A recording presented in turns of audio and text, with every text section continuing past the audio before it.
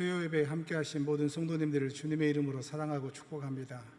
다 같이 일어나셔서 모든 영광을 하나님께 찬양하심으로 수요 예배를 살아계신 하나님께 드리겠습니다.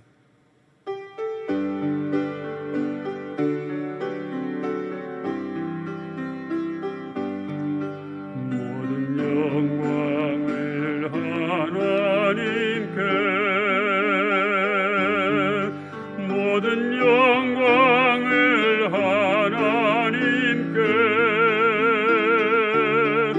온 맘과 뜻 다해 예배합니다. 모든 영광을 하나님께.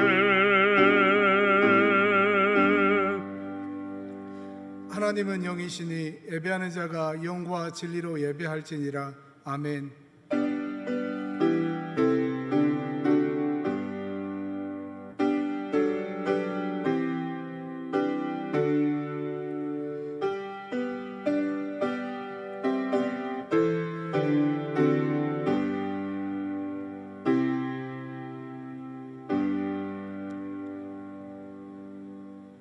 사랑의 하나님, 기도에 깨어있는 교회가 되게 하여 주시고 매일 새벽마다 부르짖는 기도의 함성을 갖게 하신 하나님 앞에 감사와 영광을 올려드립니다. 특별히 오늘은 수요 예배로 저희들을 주님 앞에 불러주시고 살아계신 하나님을 예배할 수 있는 큰 은혜를 허락하여 주시니 감사합니다. 이 시간 우리 온 마음을 다하여 하나님을 예배할 때 우리 예배를 받아 주옵소서. 거룩하신 예수님의 이름으로 기도드립니다. 아멘.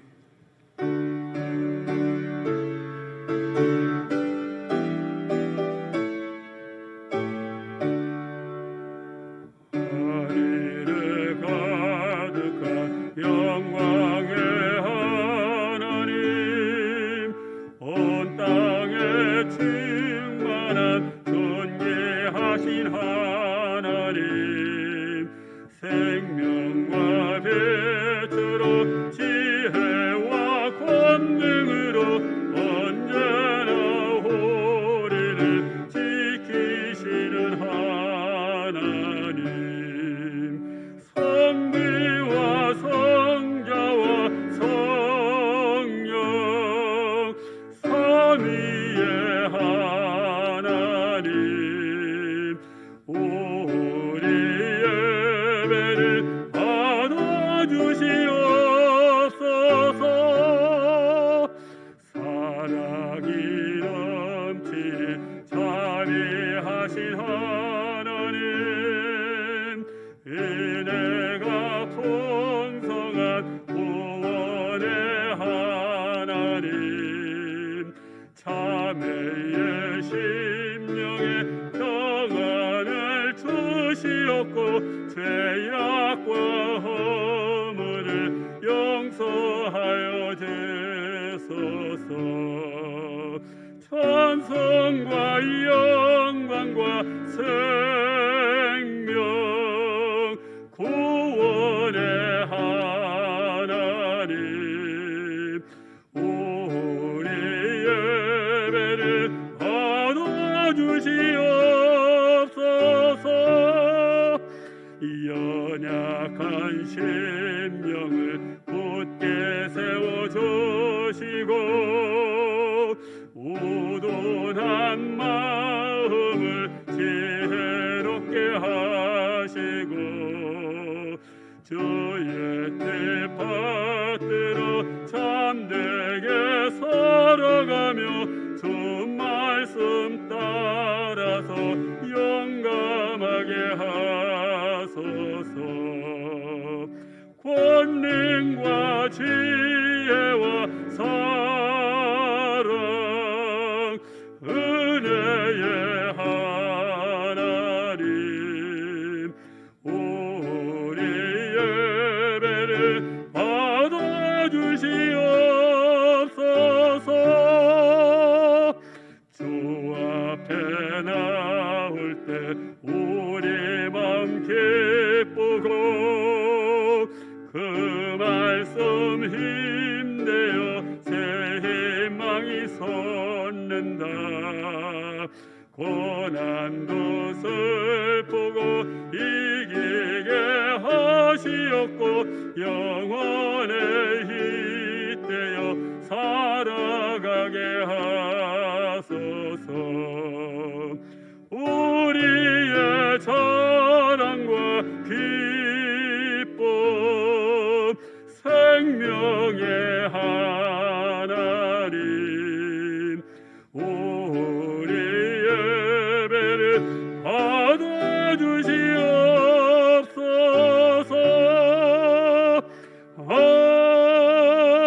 아멘.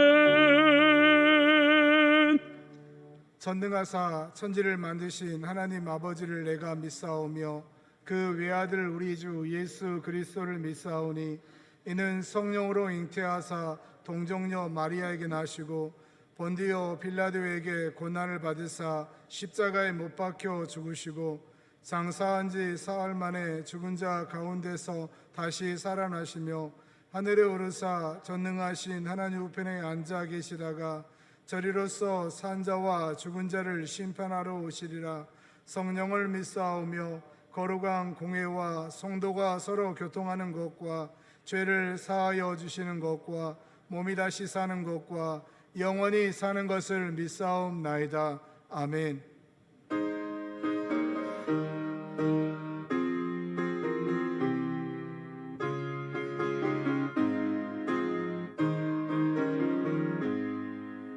너 시험을 당해 죄 짓지 말고 너 용기를 다해 곧 물리치라.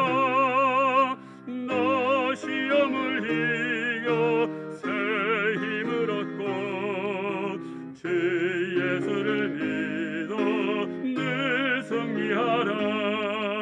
우리 구주의 힘과 그의 위로를 빌라. 주님 내 편에 서서 항상 도우시리. 내 친구를 삼가 잘 선택하고 너 헌행을 삼가 늘 조심하라. 너 열심을 다해 늘 충성하고 온 정성을 다해 주 봉사하라. 우리 구주의 힘과 그의 위로를 빌라. 주님 내 편에 서서 항상 도우시리. 잘 이기는 자는 상 받으리니. 너 낙심치 말고 늘 전진하라. 내 구세 주에서 힘 주시리니. 주 예수를 믿어 늘 승리하라. 우리 구주의 힘과 그의 위로를 빌라. 주님 내 편에 서서 항상 도우시리. 영훈진 권사님께서 기도해 주시겠습니다. 처음과 나중 되시며 온 세상의 천지 만물의 주인이 되신 하나님 아버지, 은혜와 사랑을 감사드립니다. 지난 3일 동안도 이 모양 저 모양으로 지켜 보아여 주시고 오늘 이 시간 주님 전에 나와서 수요 예배를 드릴 수 있도록 모든 환경과 여건을 허락하심을 감사합니다. 하나님 아버지, 저희들은 무지하여 때로는 진리가 아닌 것을 쫓고 때로는 힘이 없는 방백을 의지하는 죄악의 모습들을 회개하오니 용서하여 주옵소서. 코로나19 바이러스로 인하여 우리나라를 비롯한 전 세계가 두려움과 공포에 또한 경제가 어려워 힘들어합니다. 하나님 아버지, 코로나19가 안전히 종식되어 마음 놓고 예배드릴 수 있는 날이 속히 오게 하옵소서. 간절히 바라옵기는 탈레반의 만행으로 인하여 아프가니스탄에 남아있는 선교사님과 기독교 신자들의 생명이 위험에 처해 있사오니 하나님 아버지 지켜주시고 보호하여 주시옵소서. 2주간부터 시작하는 개인 특세 기도를 하게 하심을 감사합니다. 이번 특세를 통하여 큰 믿음 주시고 코로나로 인하여 연약한 믿음이 다시금 회복되는 역사가 일어나게 하시옵소서. 하나님 아버지, 감사하옵기는 담임 목사님을 주께서 친히 주장하시어 말씀의 은혜를 더하시며 신령한 능력의 깊이를 더하여 주셔서 저희의 심령 골수를 쪼개고 스스로에게 부족함이 없게 하옵소서. 이 시간 말씀을 들고 단위에 서신 한희선 목사님을 성령께서 함께 하시어 전하는 말씀을 통해 능력이 말씀이 되게 하옵소서. 이 시간 성전에서 예배드리는 성도, 그리고 각자의 삶과 자리에서 온라인으로 예배드리는 성도가 예수 그리스도 안에서 하나가 되어 살아계신 주님 앞에 큰 영광을 돌려드리는 이 시간이 되기를 간절히 소망하며 예수님의 이름으로 기도드렸습니다. 아멘.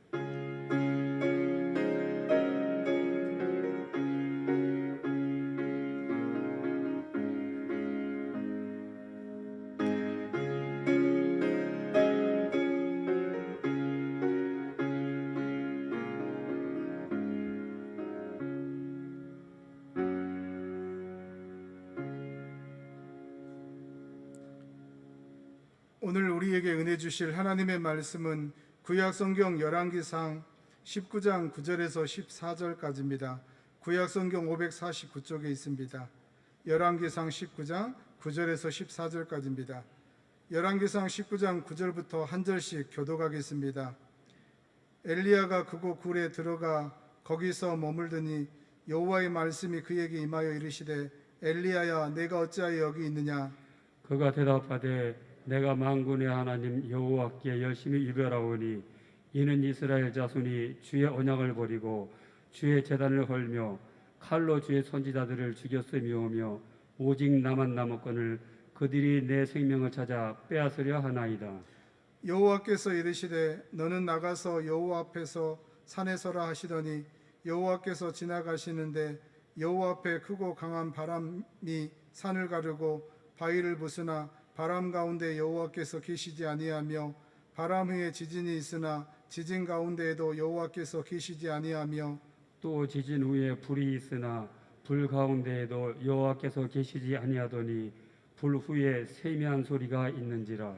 엘리야가 듣고 겉옷으로 얼굴을 가리고 나가 굴 어귀에 섬에 소리가 그에게 임하여 이르시되 엘리야야 내가 어찌하여 여기 있느냐.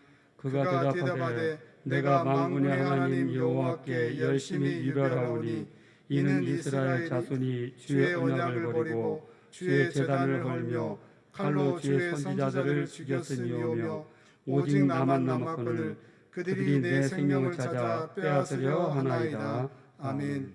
한희선 목사님께서 하나님의 말씀 선포해 주시겠습니다. 기도하겠습니다. 하나님, 오늘도 우리에게 주의 말씀 들려주시니 감사합니다. 말씀 가운데 하나님을 경험하며 하나님의 위로와 하나님의 권능을 경험하는 시간 될 수 있도록 역사해 주시옵소서. 감사드리며 예수님의 이름으로 기도드립니다. 아멘. 우리는 오늘 본문 가운데 엘리야 선지자에 관한 말씀을 읽었습니다. 잘 아는 선지자죠. 그는 악한 왕 아합 앞에 서서 담대하게 하나님 말씀을 전하던 자였습니다. 그리고 거짓 선지자 850명과 맞서서 그들과 대결을 벌이며 하늘에서 불을 내리는 표적과 가뭄 가운데서 물을 내리는 비를 내리는 그러한 이적을 행했던 선지자였습니다. 엘리야가 하나님 앞에서 이런 말을 했어요. 내가 주의 종인 것을 모든 사람에게 알게 하옵소서. 하나님은 그를 통하여서 큰 권능과 능력을 행하게 하시며 큰 승리를 주심으로 모든 사람이 아방도 모든 백성도 그가 하나님의 사람임을 알도록 했습니다. 그런 그가 한순간에 갑자기 돌변하여서 도망자가 되어버렸습니다. 그리고 하나님 앞에서 나는 살고 싶지 않습니다. 자신을 저주하며 나를 데려가 달라고 그렇게 하나님 앞에서 우는 소리를 하고 있는 것입니다. 도대체 무슨 일이 생긴 것입니까? 사실 무슨 일이 생긴 것이 아닙니다. 엘리야가 되었든 누가 되었든 어느 누구라도 인간은 너무나 약한 존재인 것 같습니다. 그래서 큰 승리 이후에도 지칠 수 있고, 어려운 일이 당하면 지칠 수 있고, 가만히 있어도 지칠 수 있는 게 우리 인간이라는 것입니다. 엘리야라고 해도 크게 다르지 않습니다. 하나님의 사람, 하나님의 능력의 손으로 들어 사용하는 그 엘리야 선지자도 지칠 수 있다라는 것입니다. 큰 이적과 승리를 이룬 자라고 해도 지칠 수 있는 것입니다. 이것이 우리 인간의 실체라는 것이죠. 그러니까 어떻게 하면 안 지칠 수 있습니까? 라는 질문보다 우리는 지쳤을 때 어떻게 우리는 다시 회복될 수 있습니까? 라고 질문하는 것이 우리에게 필요한 것이죠. 누구나 지친다는 것입니다. 오늘 함께 나누고자 하는 것은 우리가 지쳤을 때 어떻게 다시 일어설 수 있고 어떻게 다시 회복할 수 있는지 본문을 중심으로 함께 나누도록 하겠습니다. 앞서 엘리야 선지자는 갈멜산에서 거짓 선지자들 850명과 대결을 벌립니다. 이 갈멜산이라는 곳은 이스라엘 북쪽에 있는, 북쪽 끝에 있는 산이에요. 그곳에 있던 엘리야가 어느 순간 하나님의 산 호렙으로 이동을 합니다. 이 호렙이라고 하는 곳은 이스라엘의 가장 남쪽 아래쪽에 있는 산이에요. 그러니까 우리식으로 말하면 백두산에서 거짓 선지자들과 대결을 벌이다가 저기 땅끝 해남마을로 도망쳐 간 것입니다. 끝에서 끝으로 도망친 것이죠. 이 과정 속에서 엘리야에게서 나타나는 모습이 있는데요, 그 모습은, 그 상태는 지친 사람들에게 나타나는 특징이라고 할 수 있는 것입니다. 그것이 무엇이냐? 첫째로 그의 마음 가운데, 그의 모습 가운데 두려움이 있었습니다. 엘리야는 원래 두려움이 많은 사람이 아닙니다. 그는 굉장히 담대한 사람이었습니다. 그래서 악한 왕, 폭정을 휘두르는 그 아합 왕 앞에서도 당당히 서서 하나님이 그 입에 넣어주신 말을 전할 정도로 그는 담대한 사람이었습니다. 그리고 1대 850으로 그렇게 대결을 할 정도로 그는 강심장을 가진 사람이었어요. 그랬던 그가 전혀 다른 모습을 보여주고 있습니다. 여러분, 우리는요, 지치면 위축됩니다. 지치면 두려움에 사로잡히게 된다라는 것이죠. 엘리야를 사로잡은 두려움은 이사벨이라고 하는 위협이었습니다. 이세벨의 위협이었습니다. 그가 거짓 선지자들과의 대결에서 큰 승리를 거두고 이제는 이스라엘 백성들도 다시 하나님께 돌아오겠다 생각을 했는데 전혀 그러지 않은 거죠. 특별히 이 이세벨이라고 하는 여인은 절대 흔들리지 않습니다. 그리고 오히려 이렇게 명령을 합니다. 2절 말씀, 이세벨이 사신을 엘리야에게 보내어 이르되 내가 내일 이맘때에는 반드시 내 생명을 저 사람들 중 한 사람의 생명과 같게 하리라. 그렇지 아니하면 신들이 내게 벌 위에 벌이 내림이 마땅하리라 한지라. 갈멜산에서 대결 직후 엘리야는 승기를 잡고 그 거짓 선자들 다 죽입니다. 마치 용사처럼 죽입니다. 근데 그 모습을 보았던 이사벨이 흔들릴 줄 알았는데 꿈쩍하지 않고 오히려 그 너가 죽였던 그 선지자의 한 사람처럼 너를 죽이겠다, 그렇게 위협을 하고 경고를 하는 거죠. 그 위협에 그 마음이 잔뜩 움츠러드는 것입니다. 그런데요, 엘리야가 생명의 위협을 받은 것은 사실 이번이 처음이 아닙니다. 왜냐하면 선지자로 부름받고 나선 이후 엘리야는 아합 왕과 대립각을 이루었습니다. 하나님 앞에 불순종하는 그 아합이 하나님의 말씀을 전하는 그 엘리야 선지자와 같은 마음일 수 있겠습니까? 번번이 충돌할 수밖에 없는 거죠. 그 과정 가운데서 아합 왕은 그를 협박하고 위협하고 정말 죽을 것 같은 그런 위협 속에서 계속 견뎌야 했습니다. 그때는 근데 꿋꿋이 견뎌냈거든요. 근데 지금은 그의 마음에 두려움이라는 화살이 파고들어서 그를 깊이 찌르고 있는 것입니다. 여러분, 지치면 두려움에 대한 면역력이 약해지는 측면도 있지만 무엇보다 우리가 지치면 지칠수록 이상하게 우리의 죄성이 더 강해지는 측면이 있습니다. 우리 죄인이잖아요. 지치면, 나약해지면 그런 죄성이 우리 가운데 더 일어나요. 그래서 하나님께 나아가야 되는데 자꾸 하나님을 반대로, 하나님부터 멀어지는 방향으로 나가게 된다는 것입니다. 그러니까 우리 지친 영혼이 하나님으로부터 새 힘을 얻고 위로를 받고 힘을 얻어야 되는데 하나님으로부터 점점 멀어지니 지친 영혼이 더 무너지게 된다는 것이죠. 결정적인 순간 하나님을 보지 않고 특별히 형편과 상황을 보게 되므로 무너져 내리는 것입니다. 마치 예수님을 보고 그 거친 풍랑을 걷던 베드로가 파도와 바람을 봄으로 그 마음이 두려움에 사로잡혀서 그 물속에 빠졌던 것처럼 이제껏 하나님만 바라보며 담대하게 사역을 펼쳤던 엘리야가 상황을 보며 형편을 보며 그 마음이 무너져 내렸던 것입니다. 여러분, 넘어짐의 법칙이 있습니다. 뭐냐면 하나님을 보지 않고 형편과 상황을 본다라는 것이죠. 그러면 누구라도 넘어지는 것입니다. 우리 3절 말씀 함께 보도록 하겠습니다. 3절 말씀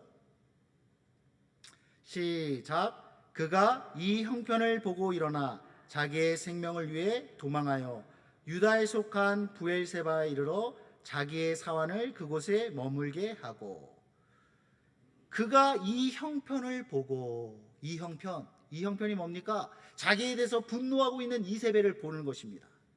자기가 자기를 죽이겠다고 하는 그 상황을 보았습니다. 그런 형편을 보고 있으니 그 마음이 생명의 위협을 느끼고 두려움에 사로잡히게 되는 것이죠.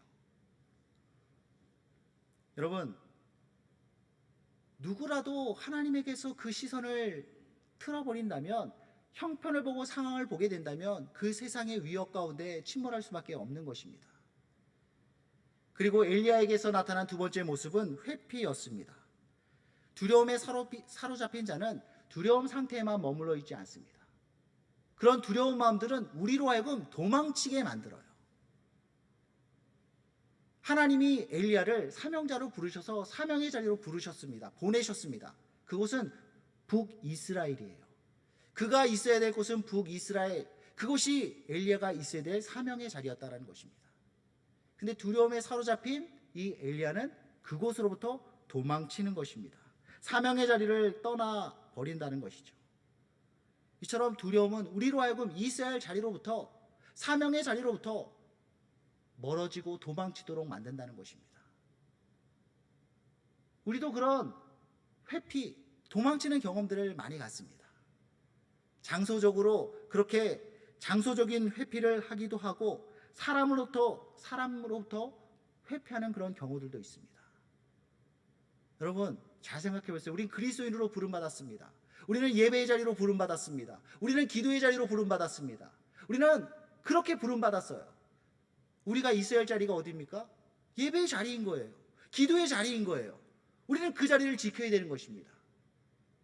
그런데 우리 가운데 지침이 있고, 그래서 두려움에 사로잡히고 생각이 복잡해지고 하나님을 바라보지 못하면 엉뚱한 데로 도망치게 되는 것입니다.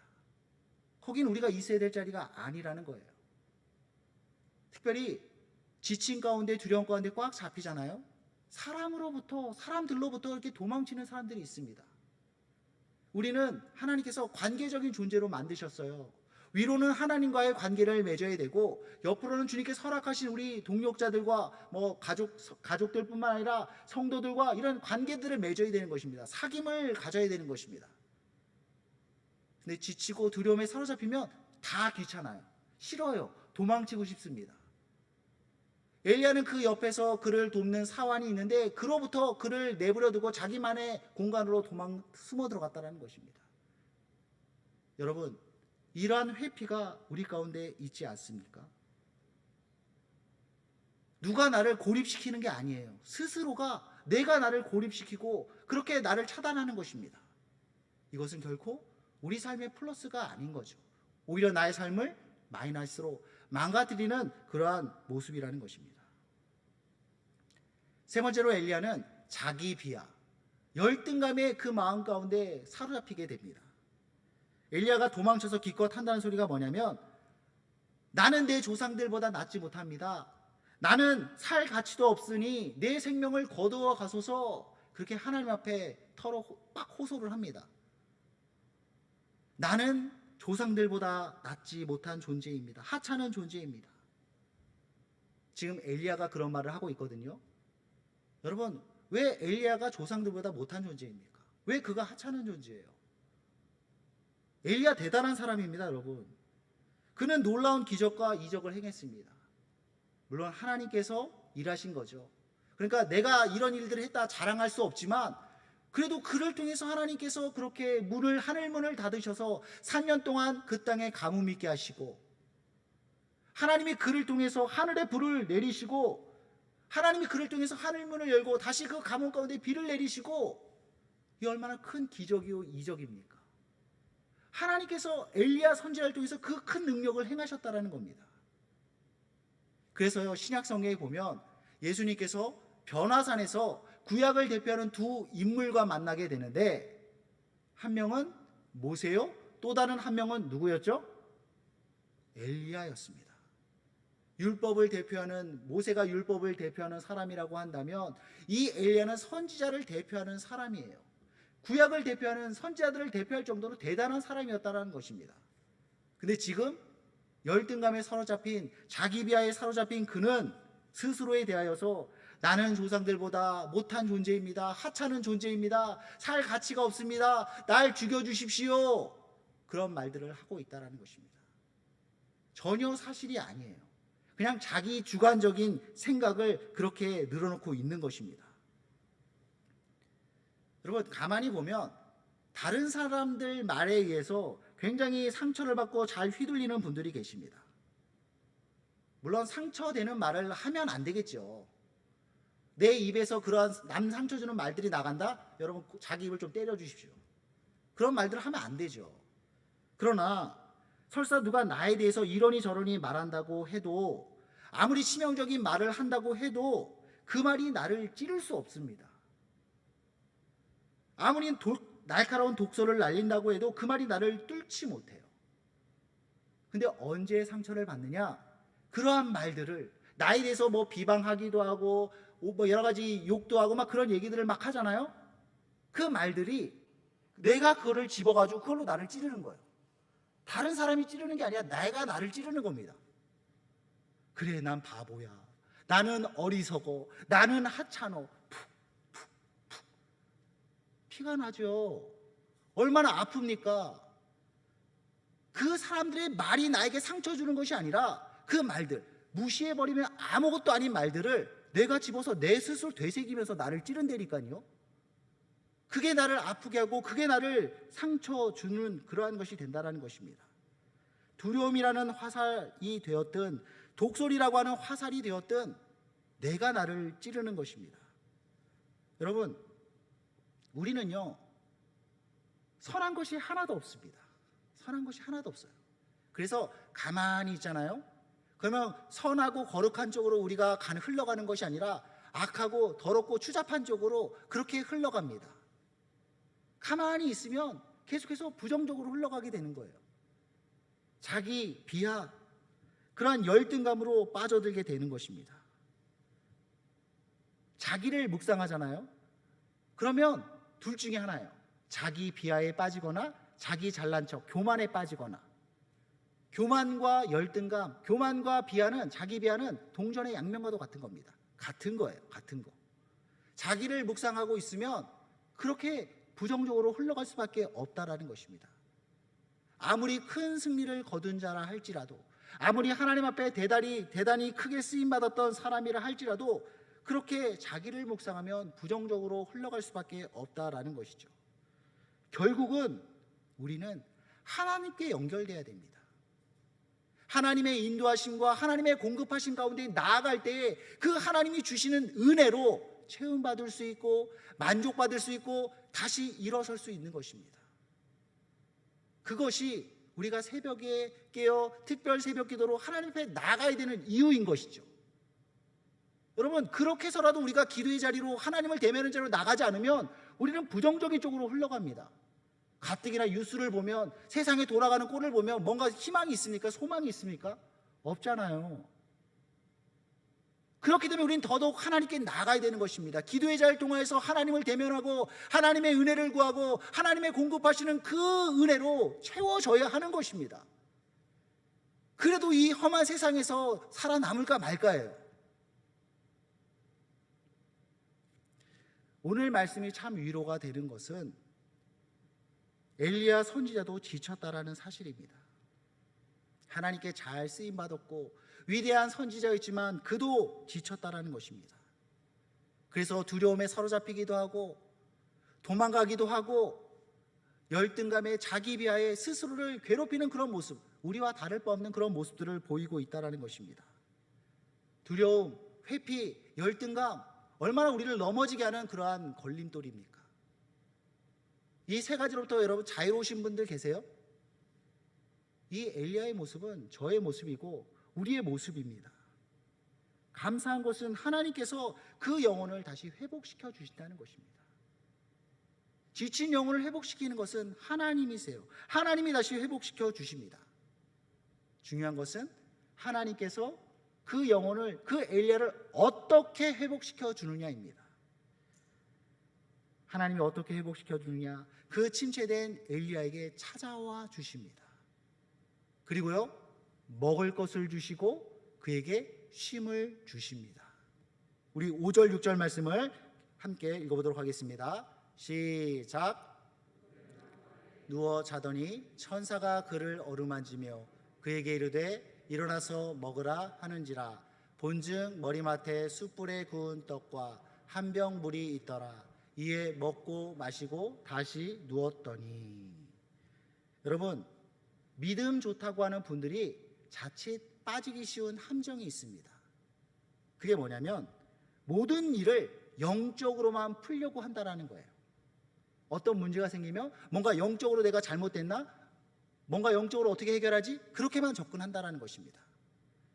여러분, 우리는 하나님의 형상으로 만들어진, 창조되어진 영적인 존재입니다. 동시에 육체를 지닌 존재이기도 합니다. 이것을 무시해서는 안 되는 거예요. 그리고 하나님은 지친 엘리야의 문제를 해결하는 데 있어서 영적으로 접근하지 않았습니다. 지친 엘리야, 지쳐서 쓰러져 있는 그에게 하나님은 찾아와 주셨고 그에게 먹을 것을 주셨다는 거예요. 그리고 쉬도록 하셨다는 것입니다. 엘리야를 회복시킨 하나님의 방법, 먹이시고 쉬게 하셨다. 그리고 그를 어루만져 주셨다. 먼저 하나님은 엘리야를 어루만져 주셨습니다. 천사가 그를 어루만지며. 자기 비하, 열등감에 빠진 사람은 사실과 상관없이 자신에 대해서 부정적인 생각을 하면서 계속해서 꼬리에 꼬리를 무는, 그래서 막 땅을 파고 들어가죠. 그 생각에 사로잡히게 되면 나라는 존재는 이 세상에 있으면 안 돼요. 사실이 아니에요. 근데 어느 순간 그런 잘못된 생각에 사로잡혀서 그렇게 땅으로 파고 들어간다니까요. 그러한 추락하는 가운데 우리 나락으로 떨어지는 우리를 붙잡아주는 손길이 있습니다. 하나님의 손길입니다. 하나님의 손길이 우리를 붙잡아 주시고 우리를 건져 주시고 우리를 위로해 주십니다. 저에게는 두 아들이 있거든요. 둘째가 막 태어났을 때 첫째 아이가 굉장히 힘들어했습니다. 2살 차이, 2년 차이가 나는데 이제까지 혼자서 엄마 아빠 사랑을 차지하다가 이제 둘째가 태어나니까 아마도 본능적으로 내 사랑을 빼앗기나 보다 그렇게 생각하지 않았겠습니까? 보통 동생 보면 그런 여러 가지 이상 행동들을 한다고 하는데 기저귀 뗀 아이가 다시 막 실수를 하기도 하고 말 잘하던 애기가 막 옹알이를 하고.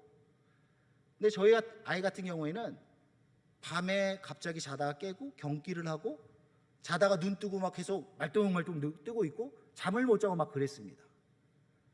그래서 너무 걱정돼서 병원 가서 의사 선생님을 만나서 이렇게 상담을 했더니 하는 말이 아마도 아이가 굉장히 정서적으로 스트레스를 받아서 그런 행동을 하는 것 같다. 행여나 경기를 일으키고 잠을 못 자고 그러면 안아주고 다독여줘라, 그렇게 얘기를 하더라고요.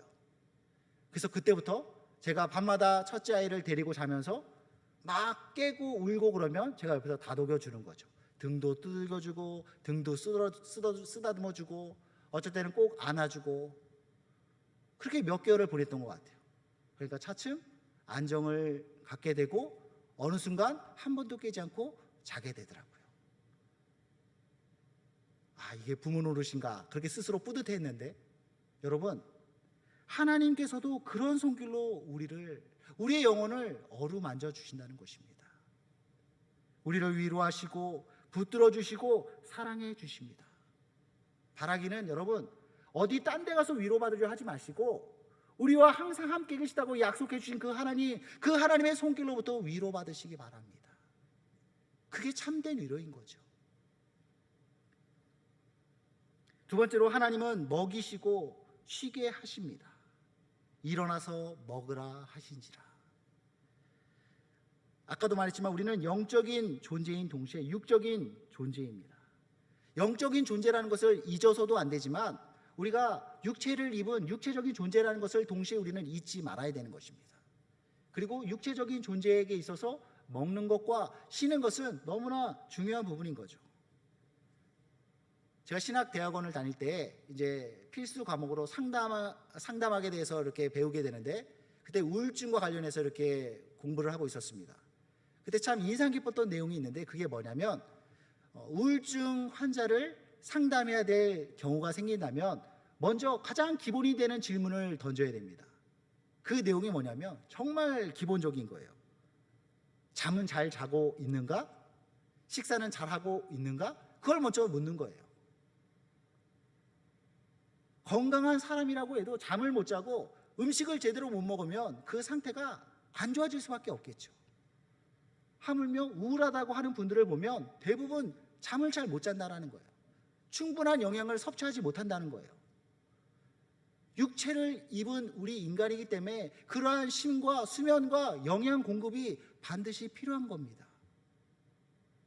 여러분, 설교 시간에 유독 조는 분들이 계세요. 지금은 없는 것 같습니다. 유독 조는 분들이 있는데 뭐 영적으로 막혀서 그 말씀이 들리지 않고 그래서 조는 분들도 계십니다. 근데 더 많은 경우 육체가 피곤하면 조는 거예요. 청년들을 보면 이 친구들이 친구들을 만나서 밤새도록 놉니다. 영화를 보고 뭐 게임을 하고 밤새다시피 해서 주일날 예배에 나오는 거예요. 그러면 그 상태로, 그 피곤한 상태로 예배를 제대로 드릴 수 있겠습니까? 예배의 자리이고 은혜의 자리이지만 비몽사몽 은혜를 받기가 힘듭니다. 그래도 은혜를 받는 사람들이 있죠. 근데 힘들어. 우리는 육체를 지닌 존재이기 때문이라는 것이죠. 그거를 무시하면 안 되는 것입니다. 충분한 휴식이 필요하고 충분한 영양 공급이 필요한 것입니다. 그리고 여러분, 우리가 이제 특별 새벽기를 통해서 행여나 잠들었던 나의 영적인 상태가 있다면 다시 으쌰으쌰하고 깨어나기를 우리가 기도하고 힘쓰고 있지 않습니까?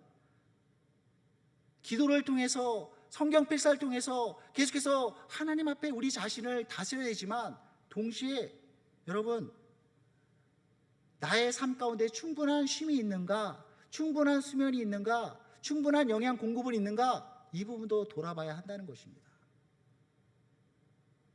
내 삶이 너무나 피폐해 있다. 잠잘 시간이 없다. 피곤하다. 그러면 건강한 삶을, 포괄적인 거죠. 영적인 건강, 육적인 건강 다 포괄해서 건강한 삶을 살기가 힘들어요. 그러니까 우리는 지혜롭게 우리 삶을 균형 있게 살아야 한다는 것입니다. 하나님께서 지쳐있는 엘리야를 위로하시고 그를 다시 일으켰던 하나님의 방법입니다. 먹이시고 쉬게 하셨다.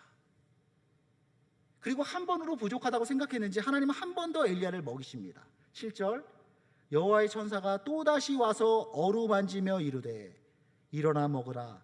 내가 갈 길을 다 가지 못할까 하노라 하는지라. 이제 충분히 먹었는지 엘리야가 드디어 일어나 이제 다시 나아갑니다. 8절 말씀 우리 함께 읽어보도록 하겠습니다. 시작. 이에 일어나 먹고 마시고 그 음식의 힘을 의지하여 40주 40야를 가서 하나님의 산 호렙에 이르니라. 여기 보세요. 우리가 눈여겨보아야 될 부분이 뭐냐면 먹고 마시고 그 음식의 힘을 의지하여 40주 40야를 나아갔다. 여러분, 우리는 하나님의 능력으로 달려나가기도 하지만 음식물의 힘을 공급받아서 그것으로부터 힘을 얻어서 나아갈 수도 있다는 것입니다. 하나님의 능력을 공급받아 일하는 것과 음식물을 먹고 힘을 얻어서 일하는 것과 이 둘 사이에는 충돌이 없습니다. 같은 거라는 거예요. 근데 마치 하나님으로부터 능력을 받았다 그러면 뭔가 신령한 것 같고, 음식물의 힘을 의지하여 뭔가를 한다라 그러면 뭔가 잘못된 것처럼, 싸구려인 것처럼 그렇게 생각해서는 안 된다는 것입니다. 다시 한번 말하지만 우리는 육체를 지닌 존재입니다.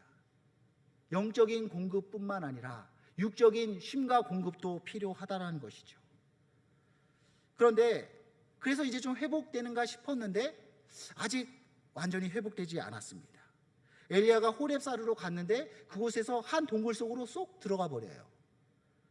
9절 말씀에 보니까 엘리야가 그곳 굴에 들어가 거기서 머물더니 여호와의 말씀이 그에게 임하여 이르시되 엘리야야 내가 어찌하여 여기 있느냐. 그곳은 하나님이 보낸 장소가 아니었습니다. 그는 단뜩 지쳐서 로댓나무 아래 있었거든요.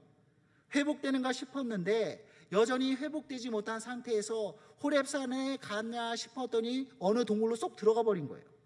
마치 10대 청소년이 부모님한테 뿔난 청소년이 자기 방으로 쏙 들어가듯이 그냥 그 동굴로 들어가 버린 거예요. 엘리야가 왜 이렇게 뿔난 것일까요? 왜 이러한 행동을 보이고 있는 것일까요? 10절 말씀에서 그 대답을 우리에게 주는데, 그가 대답하되 내가 만군의 하나님 여호와께 열심히 유별하오니 이는 이스라엘 자손이 주의 언약을 버리고 주의 제단을 헐며 칼로 주의 선자들을 죽였음이 오며 오직 나만 남았거늘 그들이 내 생명을 찾아 빼앗으려 하나이다. 무엇이냐면, 불만의 내용이 뭐냐면, 내가 이렇게 열심히 일했고 놀라운 일도 행했는데 이스라엘 백성들은 여전히 변화되지 않고 그대로 있습니다. 그들은 패역합니다. 오히려 그들이 나를 잡아 죽이려 하고 있습니다. 하나님 뭐 하고 계십니까? 여러분, 자기 열심에 빠진 사람들이 흔히 하는 착각이 있습니다. 그게 뭐냐면, 내가 열심히 했으면 뭔가 변화돼야 된다라는 거죠. 내가 열심히 했으니까 변화돼야 돼. 내가 열심히 했으니까 열매가 있어야 돼 라고 생각한다라는 거예요. 하나님의 일을 하면서도 우리는 그렇게 생각합니다. 그런데요, 하나님의 일이라고 하는 것은, 하나님의 역사라고 하는 것은 우리의 열심과 비례하지 않습니다. 내 열심으로 하나님의 일들이 진도가 나가는 것이 아니라 하나님의 뜻과 하나님의 계획과 하나님의 의지에 따라서 일들이 진척도 나는 것이고 열매도 맺혀지는 것이고 변화의 역사가 나타나는 것입니다. 하나님의 때가 되지 않았다면, 하나님의 계획이 아직 아니라고 한다면 내가 100의 열심을 냈든 200의 열심을 냈든 어쩌면 눈에 보여지는 것은 그대로 있다라는 것입니다. 근데 우리는 착각하는 거죠. 뚜껑 열리는 거죠. 내가 하나님 이렇게 열심히 했는데 하나님 아시잖아요. 근데 왜 이렇게 변화되지 않습니까? 왜 열매가 없습니까? 그리고는 동굴로 삐진 10대 아이처럼 그렇게 들어가 버린다라는 것입니다. 여러분, 오늘 보여주는 이 엘리야의 모습, 우리의 모습은 아닙니까? 우리의 열심히 일을 이루는 게 아니에요. 우리의 열심과 비례해서 하나님의 일들이 이루어지는 게 아니라는 것입니다. 참 감사한 거는 그런 엘리야에 대해서 하나님께서 먼저 찾아와 주시고 그에게 하나님의 영광을 보여주신다는 것입니다. 11절 상반절에 보면 여호와께서 이르시되 너는 나가서 여호와 앞에서 산에 서라 하시더니 여호와께서 지나가시는데, 우리가 너무나 잘 아는 내용이죠. 하나님께서 그 지친, 어쩌면 토라져 있는 그 엘리야를 찾아와서 하나님의 영광을 그에게 보여주는 거예요. 하나님의 임재 가운데 그의 마음을 다시 붙들어 주는 것입니다. 그런데 크고 강한 바람이 산을 가르고 바위를 부수는데 그 강한 바람 가운데 하나님은 계시지 않았습니다. 강한 바람 후 천지를 흔드는 지진이 있었는데 그 지진 가운데도 하나님은 계시지 않았습니다. 지진이 지나간 후 맹렬한 불꽃이 타올랐는데 그곳에도 하나님은 계시지 않았습니다. 불이 지나간 후에 세미한 소리가 들려오는데 하나님은 그 말씀 가운데 당신의 모습을 나타내 주셨습니다. 그 말씀 가운데 하나님의 임재가 있었습니다. 바람, 지진, 불, 그런 파워가 하나님의 임재를, 하나님의 그 인격을 담아낼 수가 없는 거예요.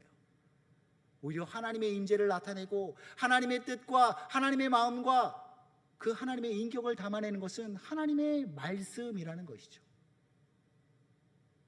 오늘날 우리에게 기록되어진, 글로 주어진 이 하나님의 말씀이야말로 하나님의 마음과 뜻과 의지가 담겨 그 하나님의 임재를 우리에게 나타내주는 그 통로가 된다라는 것입니다. 하나님의 임재는 기적적인 체험이나 어떠한 신비나 강력한 능력에 있지 않습니다. 하나님의 임재는 하나님 말씀 가운데 있습니다. 여러분, 하나님의 임재를 경험하기 원하십니까? 살아서 역사하시는 그 하나님의 영광을 목도하기 원하십니까? 우리는 하나님 말씀 앞에 서야 될 것입니다. 말씀을 읽고 묵상하고 필사하며 그 말씀 앞에 우리는 목마른 심령으로 나가야 될 것입니다. 우리는 그 가운데서 하나님의 임재를 경험할 수 있다라는 거예요.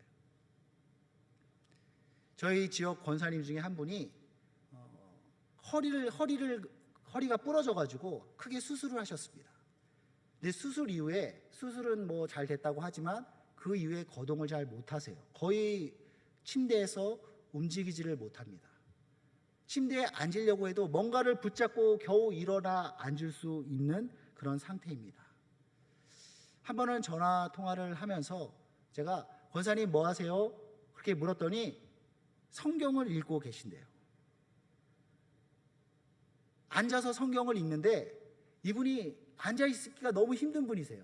그러니까 복대를 두르고 하루에 매일 10장씩 읽는데 10장 읽을 수 있는 시간이 이분이 앉아서 최대한 버틸 수 있는 시간이에요.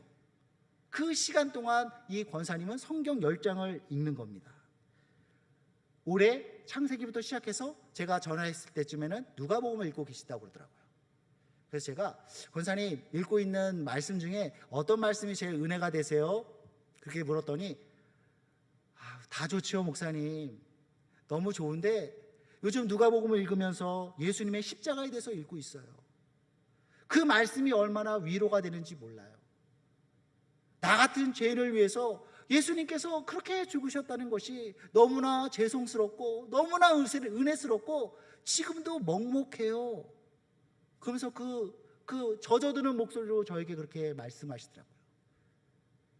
누가복음 마지막에 나와 있는 그 예수님의 십자가에 달려 죽으시는 그 내용을 읽고 계셨던 것 같아요. 그것이 그 마음을, 그 가슴을 먹먹하게 한다라는 것입니다. 왜 나같이 쓸데없는, 다 늙어빠진 아무것도 할 수 없는 나를 위해서 그렇게 생명을 바쳐주셨는가? 그게 막 감격이 되는 거예요. 그 내용이 얼마나 은혜가 되는지 몰라. 여러분, 허리가 안 좋으세요. 기운도 없으세요. 이런 분이 침대에 누워있으면 누가 뭐라고 할 사람 있습니까? 하지만 이 권사님에게 성경 읽는 시간은 너무나 소중한 시간입니다. 말 그대로 힘을 모아서, 있는 힘을 다 모아서 일어나 앉는 거예요. 그리고 내가 최대한 앉아있을 수 있는 그 시간 동안 성경 10장을 읽는 겁니다. 이분에게는요, 예수 그리스도의 그 십자가의 복음이 2000년 전 딴 나라 얘기가 아니에요. 지금도 생생하게 내 안에서 역사하시고 나를 감격시키고 나에게 살 소망을 주는 그 생명의 말씀이 된다는 것입니다. 하나님의 말씀이에요. 우리가 오늘 동일하게 갖고 있고 동일하게 읽고 있는 그 말씀이라는 것입니다. 이 권사님이 길을 쓰고 그렇게 말씀을 읽고 말씀을 붙잡는데 사실은 그 말씀이 권사님을 붙잡아 주는 것이죠. 그래서 기운 없고 힘 없고 어쩌면 삶의 소망을 찾기가 힘든 그 상황 가운데 있지만 말씀 가운데 하나님의 사랑을 되씹고 고씹으면서 살아갈 소망을 얻고 삶의 의미를 그 마음 가운데 새길 수 있는 것입니다. 그런데 그 말씀을 듣지 못한다? 힘든 일이 찾아오면 우리는 무너질 수밖에 없는 것입니다. 승리와 성공을 거둬도 우리는 지치고 나자빠지게 되는 거예요. 생각보다 우리는 정말 연약합니다. 쉽게 굴 속에 들어갑니다. 얼마나 많은 굴 속에 들어갑니까? 열등감, 자기 비하, 그런 굴도 있지만 TV라고 하는, 드라마라고 하는, 영화라고 하는 그런 동굴 속에 들어가서 거기에 그냥 빠져 있는 거죠. 그런데 하나님께서 동굴 속에 있는 엘리야를 향해서 뭐라고 말씀하시냐면요, 엘리야야, 너가 어찌하여 여기 있느냐? 거기는 너가 있어야 할 곳이 아니야. 그 동굴은 너가 있어야 할 곳이 아니야. 너에게는 사명의 자리가 있어. 너가 지켜야 될 자리는 거기야. 하나님은 그 엘리야를 촉구한다는 것입니다. 여러분, 혹시 우리 가운데 동굴 가운데 들어가 계신 분들 있습니까? 지치고 두렵고 상한 마음으로 인해서 그렇게 내가 세상에서 제일 불행한 사람이냐, 그렇게 우울해하면서 슬퍼하면서 동굴 속에 계신 분 계세요? 하나님께서 말씀하십니다. 어찌 너가 그 동굴 속에 있느냐? 나와라, 나와라. 우리가 있어야 할 곳은 하나님의 말씀이 있는 곳입니다. 하나님의 임재, 그 하나님 앞에 나가야 되는 것입니다. 그리고 하나님의 말씀이 들려질 때, 하나님이 우리에게 말씀해 주실 때, 그 말씀이 우리 가운데 소망을 주고 우리의 지친 마음 가운데 새 힘을 주고 다시 일어나 걸을 수 있게 하는 능력이 되는 것입니다. 오늘도 세미한 소리 가운데 임재하시고 말씀하시는 그 하나님의 음성을 듣고 다시 일어설 수 있는, 힘차게 나아갈 수 있는 우리 모두가 될 수 있기를 바랍니다. 말씀을 정리하도록 하겠습니다. 가만히 있어도 지치는 게 우리 인간입니다. 정말 연약합니다. 큰 승리를 이룬 뒤에도, 큰 성공을 한 뒤에도 지칩니다. 더 지치죠. 열심히 일하면 그만큼 우리는 많은 에너지를 사용하고 더 많이 탈진하게 됩니다. 그래서 열심히 일했다라고 한다면 그만큼 공급과 힘이 필요합니다. 영적인 공급도 필요하고 육적인 공급도 필요하다는 것입니다. 특별히 오늘 말씀 가운데 지친 엘리야를 하나님은 음식과 쉼을 통해서 그 지친 마음을 다독였습니다. 그의 육체를 다독여 주셨습니다. 다시 일어나 사명의 자리에 나갈 수 있도록 이끌어 주었던 것입니다. 그러나 이 엘리야는 몸이 지치니까 몸만 지치는 게 아니에요. 마음도 두려움에, 회피에, 열등감에, 온갖 부정적인 것에 사로잡혀서 자기 파괴적인 그 감정 가운데 스스로를 망가뜨리려 하고 있습니다. 하나님, 나를 데려가 주십시오. 나를 죽여주십시오. 그딴 소리를 하고 있는 거예요. 하나님 앞에서. 그런 엘리야 앞에 하나님은 나타내 주셨습니다. 당신의 영광을 나타내 주셨습니다. 강한 바람이 아닙니다. 천지를 흔드는 지진이 아닙니다. 모든 것을 불태울 수 있을 것 같은 그런 불꽃이 아니었습니다. 세미한 소리, 그 말씀 가운데 하나님은 임재하시며 그에게 말씀하시며 그의 마음을 위로하시고 그에게 새 힘을 주시고 다시 일어나 소명의 자리로, 사명의 자리로 나가도록 이끌어 주셨다는 것입니다. 여러분, 우리가 나가야 될 자리가 바로 그것입니다. 하나님의 임재, 하나님의 말씀이 들려지는 곳, 우리는 그곳으로 나가야 됩니다. 그리고 그 음성을 들음으로, 그 말씀을 들음으로 행여나 지친 마음에 주저앉아 있었다면 그 말씀을 들음으로 다시 일어나 먼지를 툭툭 털고 내가 있어야 될 그 자리, 기도의 자리로, 사명의 자리로 우리는 나가야 될 것입니다. 그럴 때에 엘리야를 통해서 하나님께서 하나님의 그 구원의 역사를, 놀라운 일들을 계속해서 갔던 것처럼 우리를 통해서 하나님의 일들을 우리 가운데 이루어 가실 것입니다. 늘 그 하나님의 음성 가운데 예민하게 반응하고 그 말씀에 붙들림 바 되어 매일의 삶 가운데서 승리하며 나아갈 수 있는, 행여나 지친 일상 가운데 있다면 다시 힘을 얻고 일어설 수 있는 우리 모두가 될 수 있기를 주님의 이름으로 축원드립니다. 하나님, 우리 너무나 잘 지치는 연약한 존재입니다. 다른 것으로 그 지친 마음을, 두려운 마음을, 아픈 마음을 채우려 하지 않게 하여 주시고 주의 말씀으로, 주의 그 공급하시는 은혜로 채움받게 하여 주시옵소서. 그리고 하나님이 부르시는 자리, 하나님이 보내시는 그 사명의 자리로 나아가 그곳에 서 있을 수 있도록 우리의 걸음을 인도하여 주시옵소서. 감사드리며 예수님의 이름으로 기도드립니다. 아멘.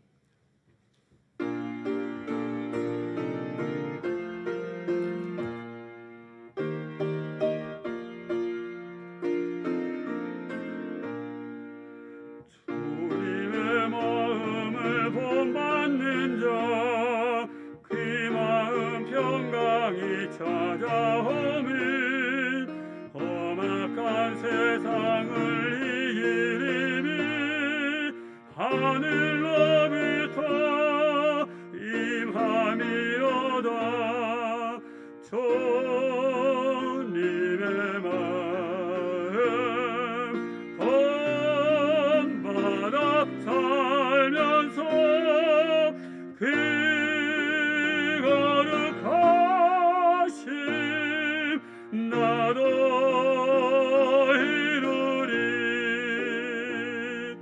주 모습 내 눈에 안 보이며 금성 내 귀에 안 들려도 내 영혼 날마다 주를 만나 신령한 말씀 늘 배우노다.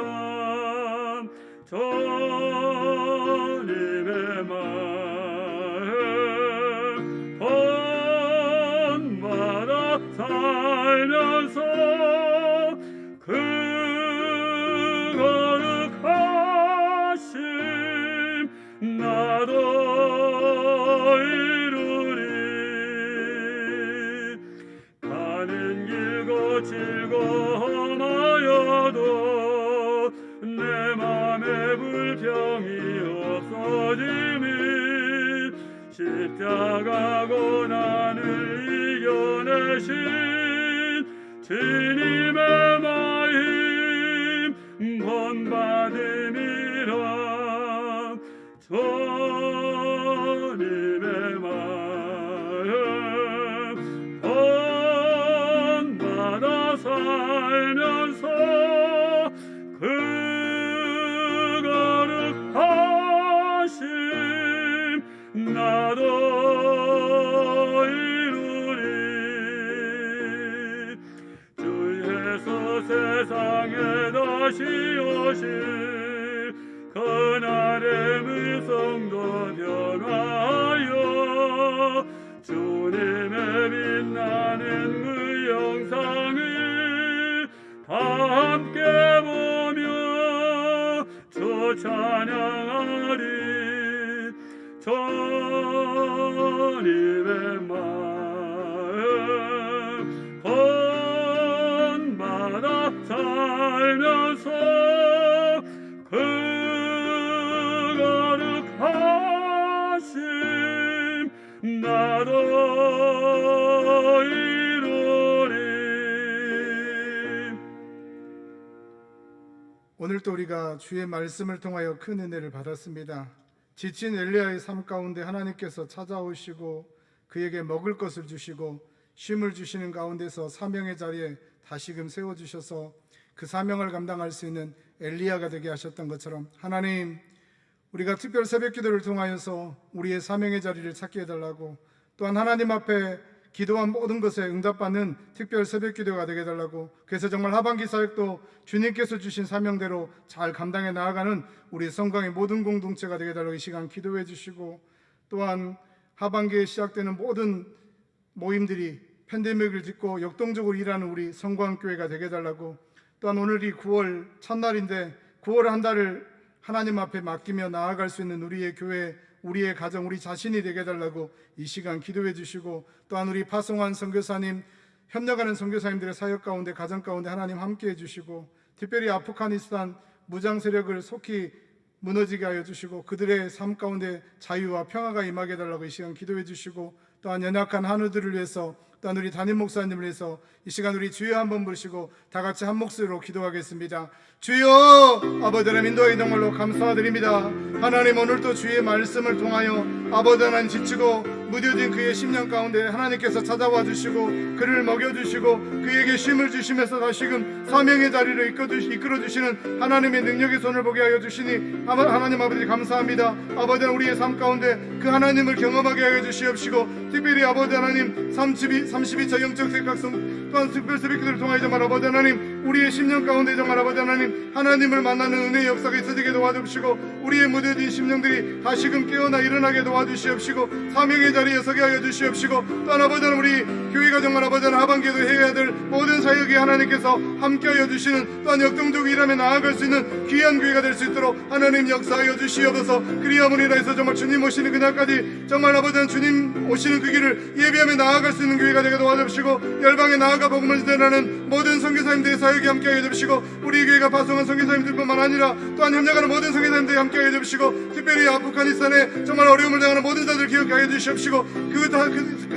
그 나라의 정말 무장세력들을 아버지 무너뜨려 주시옵시고 속히 그들에게 자유와 평화가 임할 수 있도록 하나님 함께하여 주시옵소서. 또한 아버지는 9월부터 시작하는 모든 하반기의 사역에 함께하여 주시고 팬데믹의 모든 상황을 듣고 일어서게 도와주시고 하나님 앞에 영광드리며 나아가는 우리의 교회가 되게 도와주시고 또한 아버지는 역동적 일함에 나아가게 도와주시고 또한 아버지는 지역사회를 향해서 뿐만 아니라 민족과 열방을 향하여 귀하게 쓰임받는 우리의 교회가 될 수 있도록 하나님 역사하여 주시옵시고 하나님 은혜를 하여 주시옵시고 하나님 붙잡아 주시옵시고 하나님 사용하여 주시옵소서. 또한 아버지 연약한 모든 자들을 붙잡아 주시옵시고 가정에서 병원에서 치료한 모든 자들에게 치료의 강선을 더하여 주시옵시고 하나님의 은혜를 바라보며 나아갈 때 하나님 역사하여 주시옵시고 하나님 치유하여 주시옵시고 한 번이라도 더 정말 그들이 건강해서 주의 전에 나아가 하나님을 예배할 수 있는 귀한 심령 될 수 있도록 하나님 인도하여 주시옵소서. 우리 담임 목사 붙잡아 주시고 날마다 신혼의 건강함을 던져 주시옵시고 또한 아버지 하나님 교회가 모든 목회 교회 가운데 하나님 은혜를 더하여 주시옵시고 우리 성강의 모든 공동체가 하나가 되어져서 정말 아버지 하나님 우리 목사님과 하나가 되어져서 정말 아버지 하나님 주님의 뜻을 이루며 나아갈 수 있는 귀한 교회가 되게 도와주시고 정말 아버지 민족을 살리고 열방을 살릴 수 있는 귀한 교회가 될 수 있도록 거룩한 빛을 바라며 나아가는 교회가 될 수 있도록 하나님 역사하여 주시옵시고 하나님 함께하여 주시옵소서.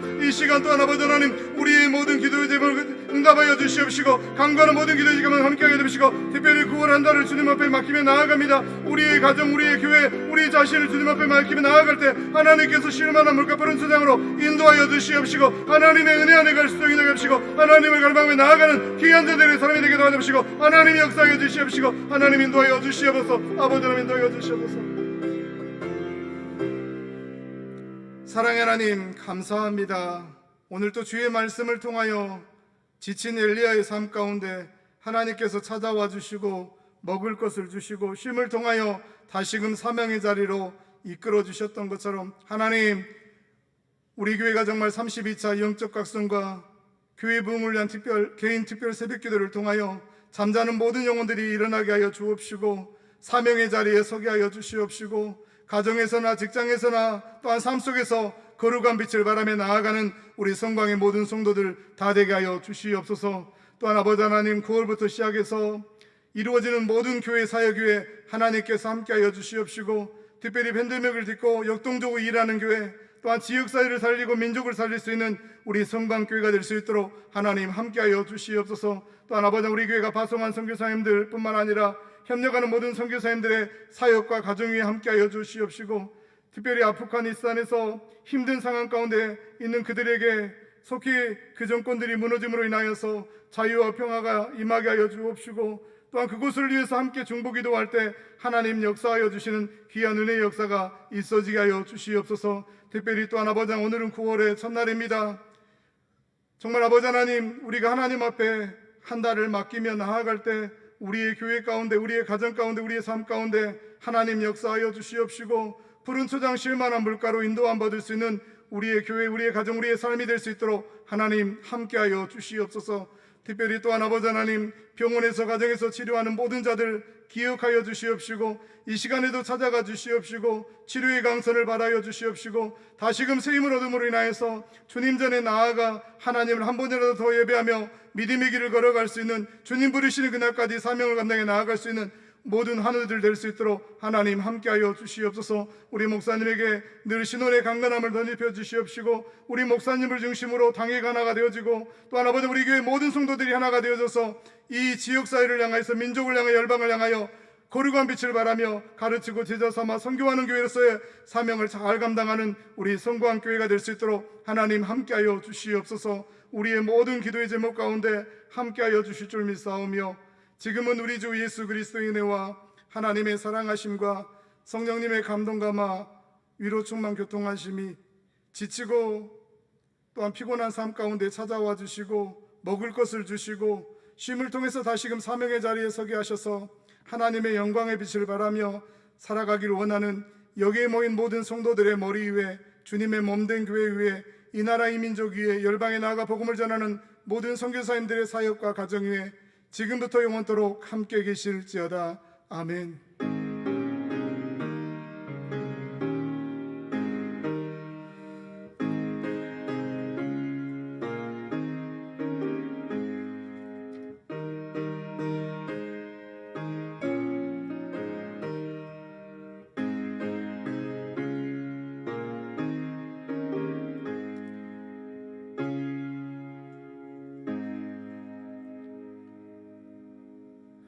교회 소식을 알려드리도록 하겠습니다.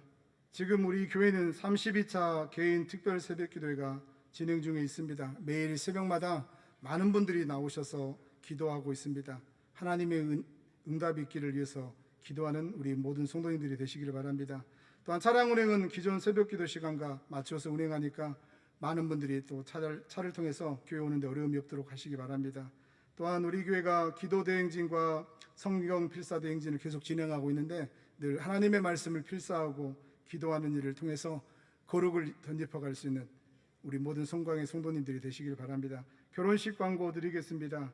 교문교구의 김병걸 장로님 최영미 권사님의 딸 김혜은 양과 유상권 군의 결혼식이 9월 4일 토요일 오후 1시 40분에 강서구 강서로에 있는 변유주에서 있습니다. 교회에서 12시 20분에 출발합니다. 믿음으로 출발하는 그 가정을 위해서 축복해 주시고 기도해 주시기 바랍니다. 우리 찬송가 428장 부르시면서 수요 예배를 마치도록 하겠습니다.